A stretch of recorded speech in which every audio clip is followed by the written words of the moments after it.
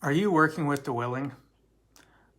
I ask you to ask yourself that question. Are you working with the willing, or are you spending most of your time in life working with people that are constantly resisting what you're trying to accomplish, what you're trying to achieve?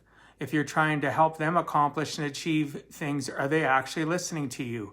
Are they actually taking your direction and focus? I'm not saying they have to 100% of the time, but is there some yin and yang in your relationship? Are you working together? This can be an individual, this can be a group, but are you working with the willing? The biggest problem I've found in my life training and teaching others is that the person you're training or teaching, or if somebody's trying to train and teach you stuff, that person, whether it's somebody else or yourself, has to be willing. You have to have your 6 inches between your ears, willing to want to change, willing to challenge your own belief systems, your own things that you've believed or that you have done your whole life may not have served you properly, and it's going to be uncomfortable being willing to change and admit that maybe you weren't right.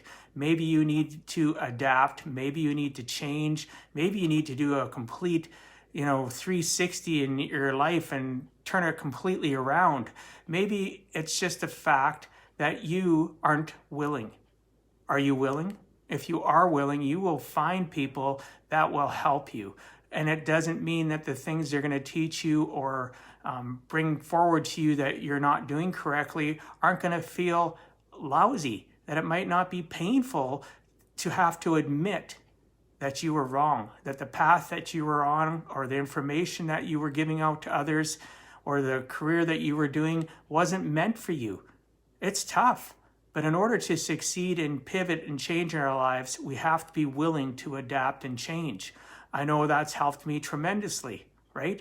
And it continues to help me tremendously because I am willing. I'm willing to suck it up and say, you know what, I believed a year ago, 6 months ago, hell, it can be weeks ago, that was wrong. And then you admit it to yourself. And if it comes up in conversation where you've taught something that's to somebody that's incorrect, you have to be willing to change. You have to be willing to adapt, admit that you were wrong.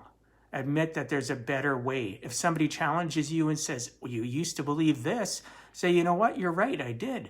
But I've gained new information and I was willing to adapt and learn that I was incorrect on the processes that I did things. The things that I used to train and teach on were maybe not the right way.